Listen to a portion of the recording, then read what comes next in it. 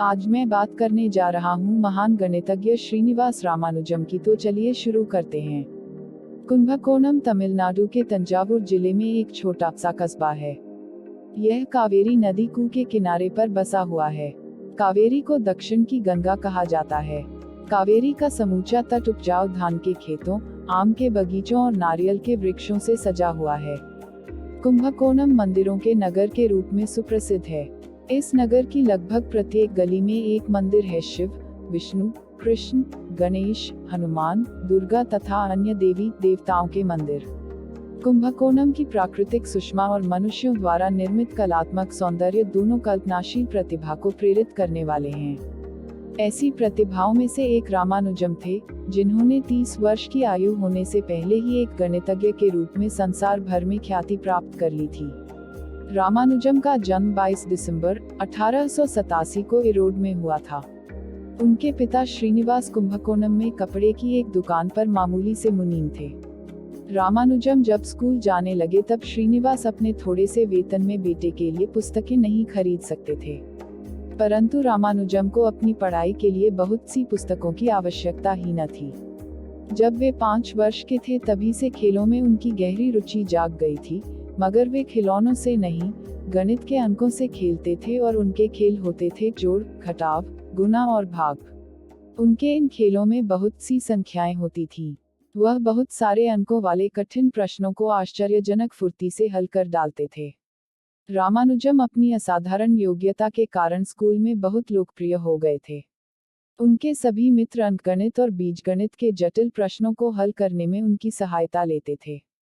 यहाँ तक कि उनके शिक्षक भी उनकी प्रतिभा का लाभ उठाने से न चूकते। रामानुजम 12वें वर्ष में पहुँचते पहुँचते कुंभकोणम के चमत्कारी बालक के नाम से प्रसिद्ध हो गए थे। जिस समय वह कुंभकोणम टाउन स्कूल में 9वीं कक्षा के विद्यार्थी थे, उस समय लोनी की त्रिकोणमिति की पुस्तक उनके हाथ पड़ गई। त्रिकोणमिति त्रिभुजों के सवालों के अध्ययन की विद्या है।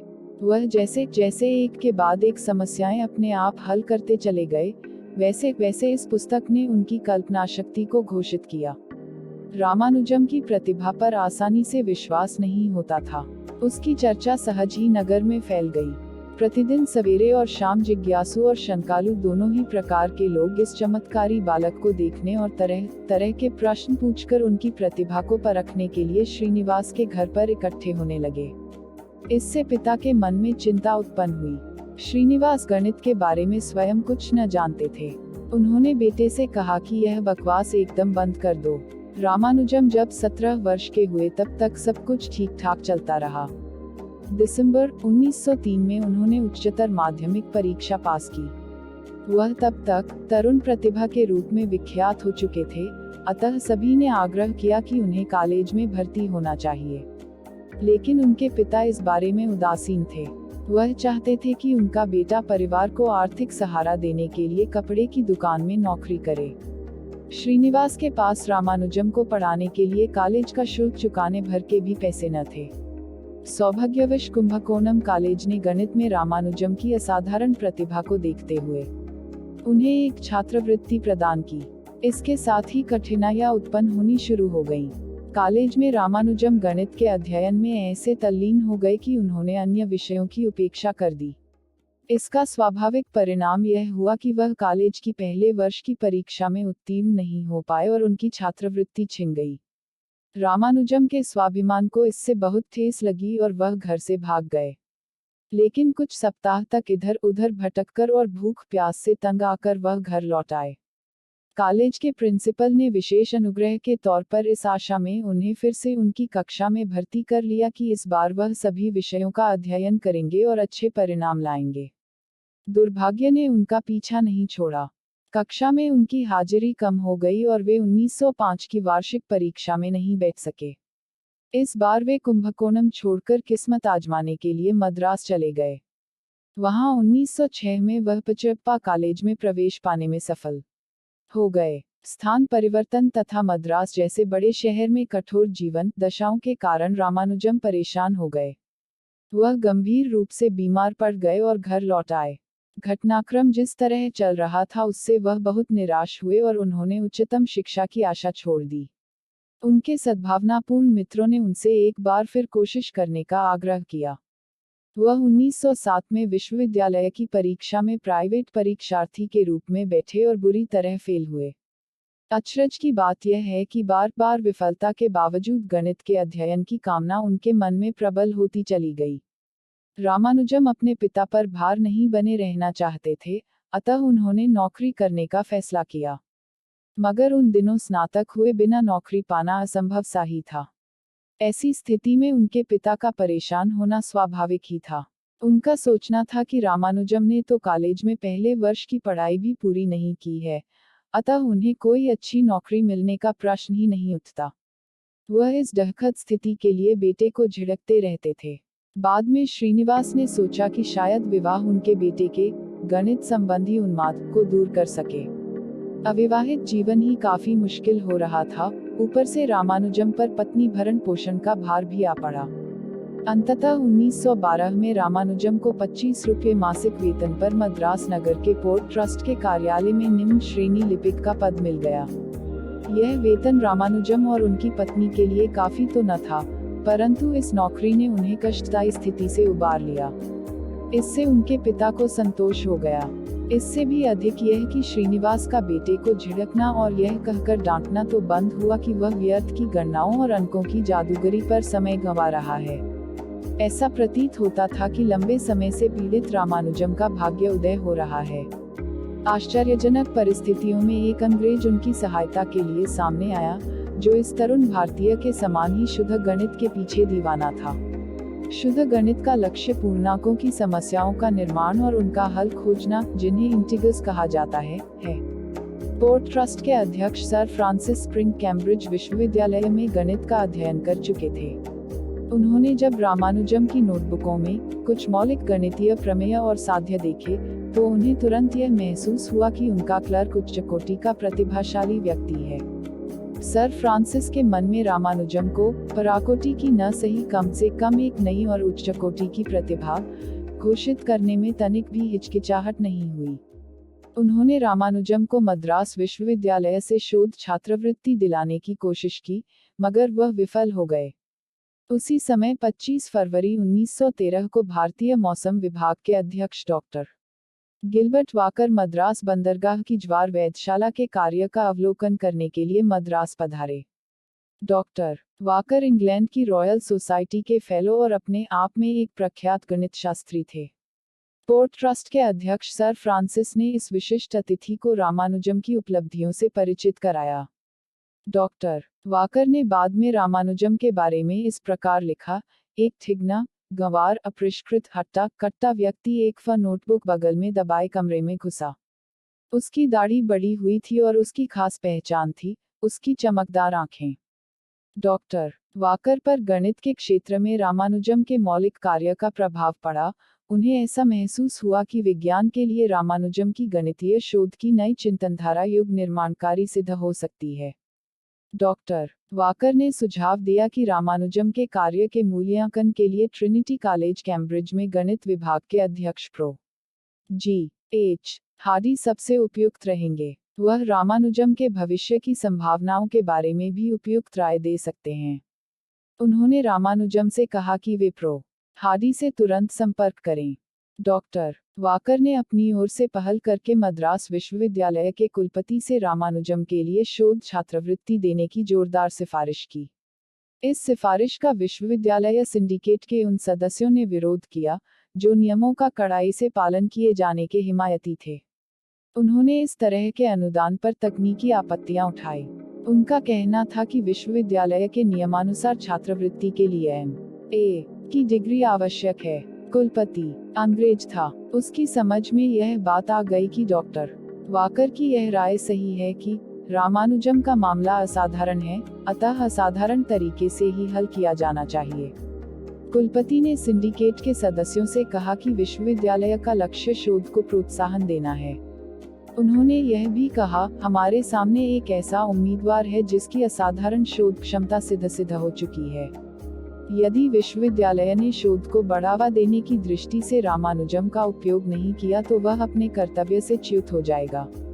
अपवाद के तौर पर रामानुजम को 2 वर्ष के लिए 75 रुपये मासिक की छात्रवृत्ति प्रदान की गई। इस प्रकार यह उदीयमान गणितज्ञ पोर्ट ट्रस्ट में क्लर्की के बोझ से मुक्त हो सका।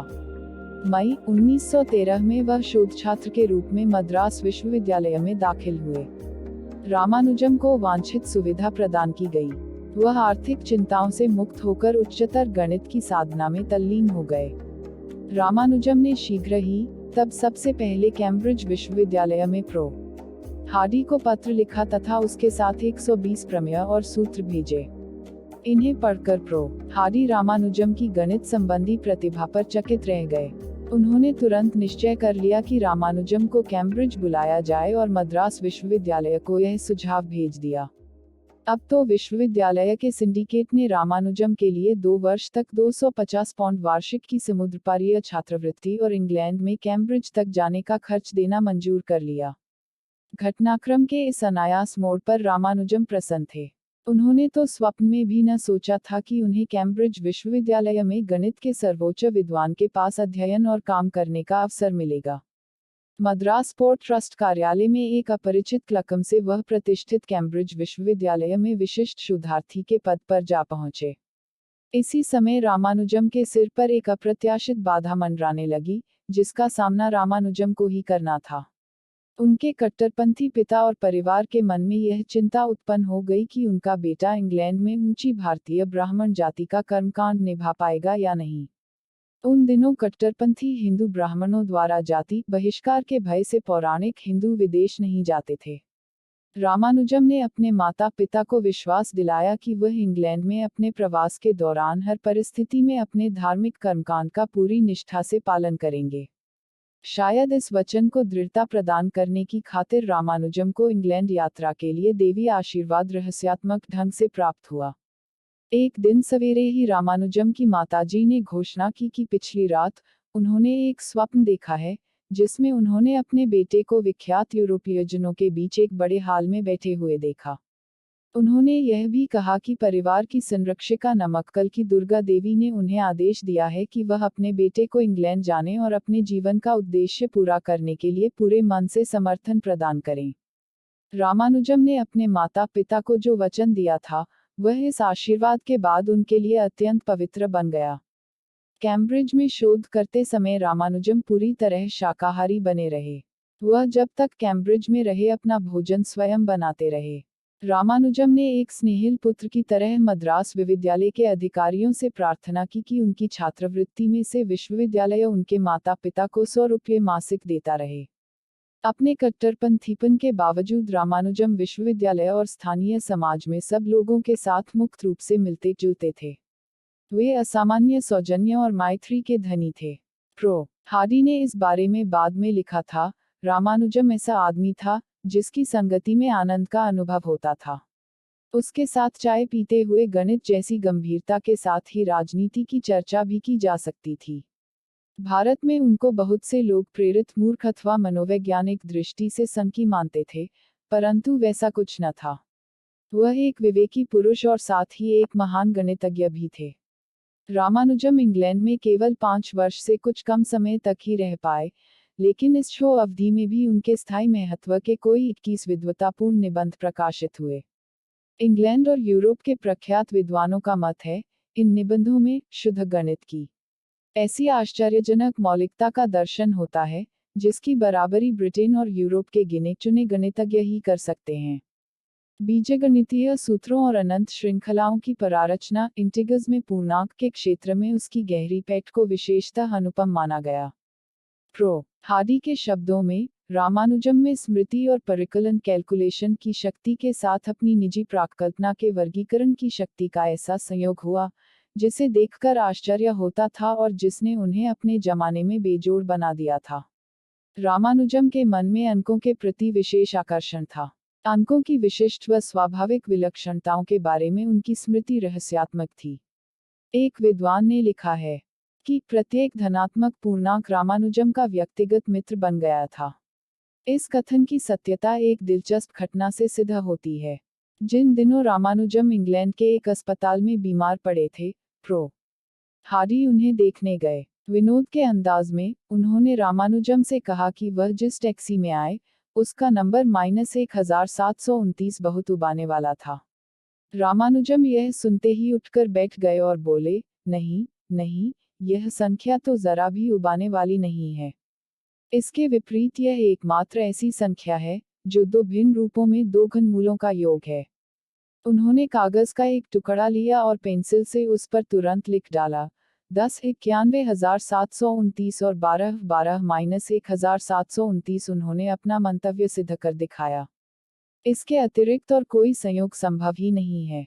रामानुजम ने जोर देकर कहा कि 1729 का यह अनूठापन कैम्ब्रिज विश्वविद्यालय के प्राध्यापक प्रो हार्डी को बीमारी की अवस्था में भी इस भारतीय प्रतिभा की उच्चकोटि की मौखिक गणना क्षमता देखकर हैरत हुई।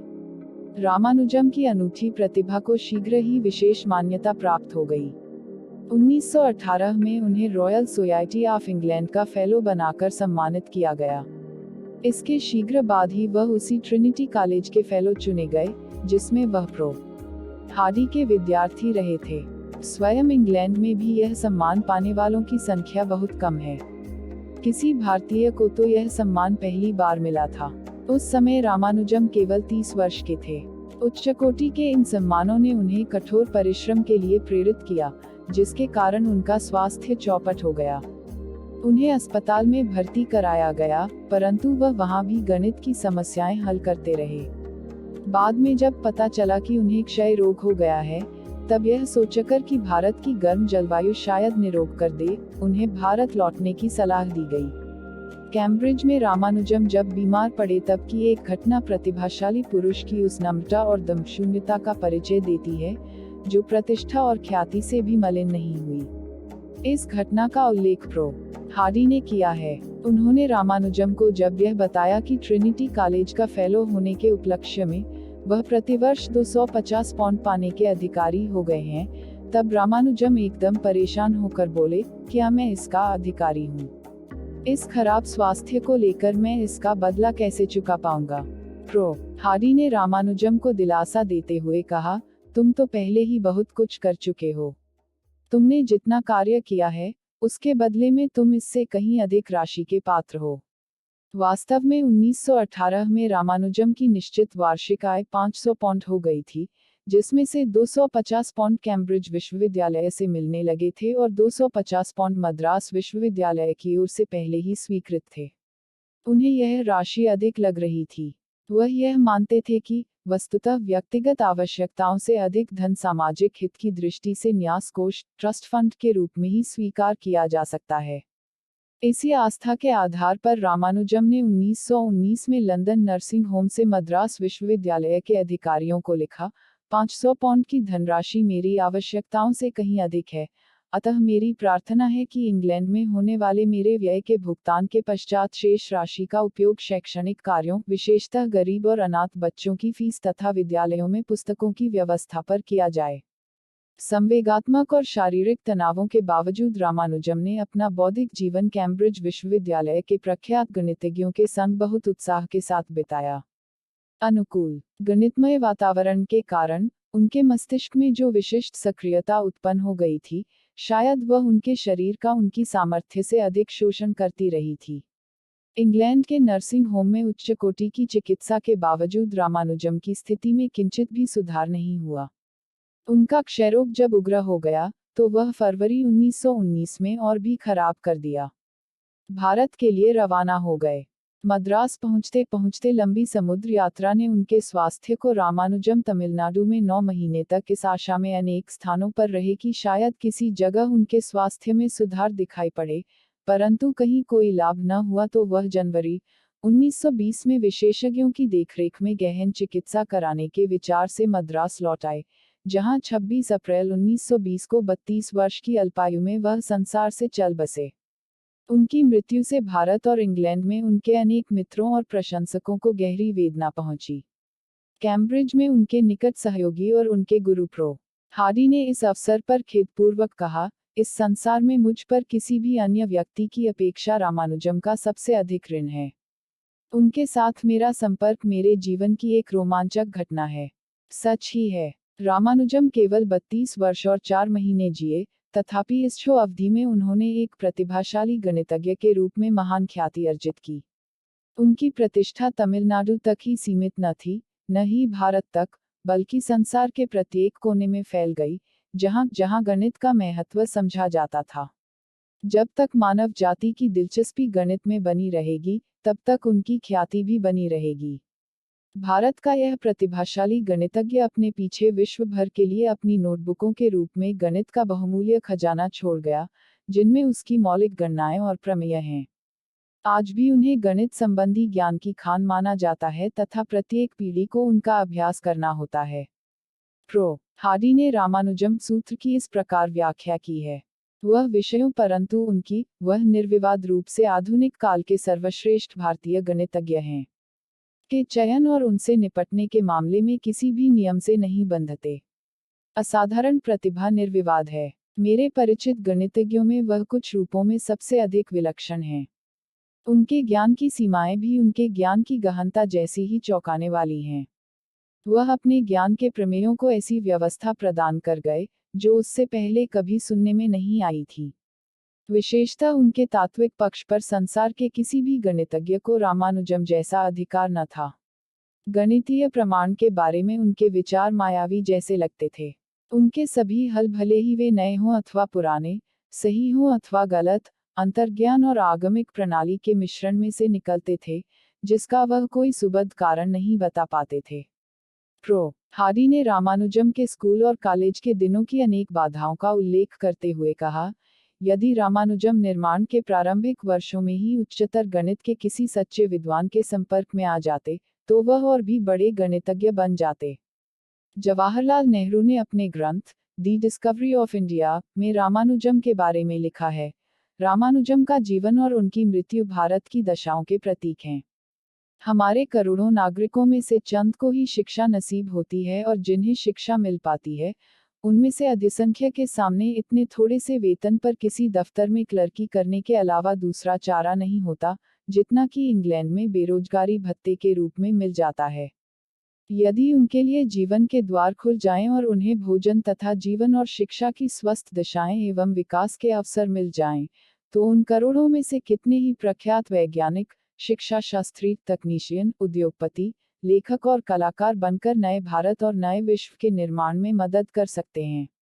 गरीबी, तंगी और मार्गदर्शन तथा सराहना के अभाव में भी तरुण रामानुजम ने शुद्ध गणित के क्षेत्र में जो अनूठी उपलब्धियां प्राप्त की, वे वस्तुतः ऐसी सच्ची ज्योतिषिखा है, जो युग युग तक भारत की युवा पीढ़ियों को प्रेरणा देती रहेगी।